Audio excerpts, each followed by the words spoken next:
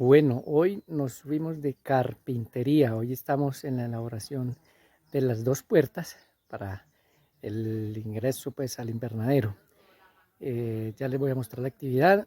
Estamos en eso, organizando algunos otros detallecitos pequeños, pero no nos pueden quedar faltando nada, porque el día de la instalación de la cubierta no es que, ay, nos faltaron los tornillos, ay, nos faltó tal cosa, ay, no, está todo.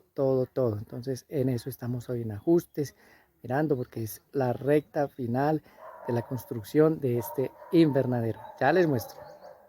Bueno, aquí ya tenemos la madera cortada, todos los elementos verticales, horizontales y diagonales de una puerta. Y tenemos la otra ya comienzo a armar, a ensamblar y les voy mostrando cómo nos va quedando estas espectaculares puertas.